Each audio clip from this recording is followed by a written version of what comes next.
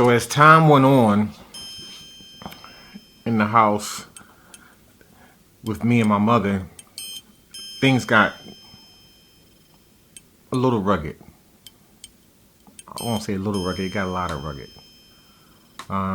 Because of her excessive drinking and staying out late or whatever, any little thing that I did was a major thing.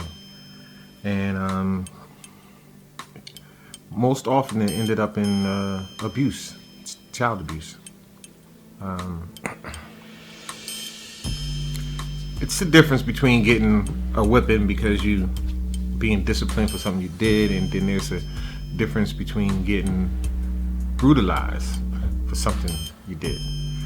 And so, of course, everybody has the story of being beaten with the switch and whatever your mom could pick up. Well, yeah, I got that and more. I remember getting beat with the extension cord to the point where I got hit with the edge of the cord and it put a lump on my head. I mean, she really was angry but didn't know how to control her anger. It got bad to the point that one day my mom was not home. It was early in the morning, and I got up about 5 o'clock to iron my own clothes to go to school, and I was hungry, but I was scared to go into the cabinets to get the food. So around 5:15 in the morning, my stepfather comes in from working overnight, and he saw me in the kitchen. He saw me ironing clothes, and he said, "You hungry?" And I said, "Yeah, I was hungry." He told me to get some cereal, and I didn't want to get it because I'm still under the subjection that if my mom found out, I was going to probably get in trouble. And so he said, "No, go get the food." And I still didn't get it. I was still reluctant to get it, but he did leave back out, and he said he would be back.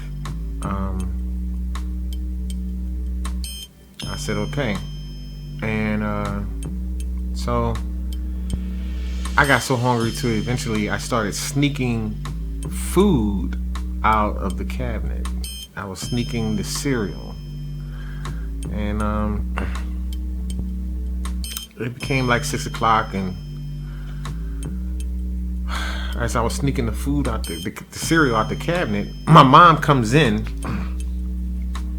or she's coming in, and now I gotta hurry up and try to close this box back and close this cabinet. So I did a halfway job in doing that.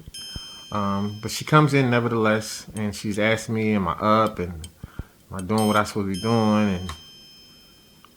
And she was tipsy. But she was conscious enough to where, she was tipsy, but she was conscious, and she wasn't slurring her words or anything. So she wasn't over excessively drunk, but she was definitely, she had a few drinks. And so as I began to, tell her I'm ironing my clothes and different things like that, she said, "You want something to eat?" And I said, "Yeah." She said, "Get some cereal out the cabinet." And then she went to go open the cabinet, and all the cereal fell out on the counter. Oh boy. Well, she asked who did it, but obviously I can't say nobody else did it because it's just me and her in the house, right? So she got very upset. One thing led to another, words, and she asked me why am I looking at her a certain way, and she started punching me. But at this point in my life, I had to be like 7, and I was tired of getting punched on. And somehow I wasn't affected by it. I didn't cry or anything like that. And she looked at me and she said, "You remind me of your father, this, that, and the third." And she grabbed my arm and she bit me. Okay. Now the tears are rolling. Now I'm screaming. Now it's a problem. And then after she bit me, she was punching me, had me all up in the corner, hemmed up, everything, whole nine. So after this discipline went down, she told me to go upstairs and clean myself. I went upstairs to try to go clean myself. My arm was bleeding and it was, swollen, and my face was, I had a black eye. It was underneath my eye. And I went to school like this. She tried to clean me up as much as she possibly could, said she was sorry, and sent me to school. And I had a teacher at the time. His name was Mr. Mann. He went to Mitchell Mitchell Elementary School, and he saw all of this, and he reported it. And that was my first day of being subjected to the system.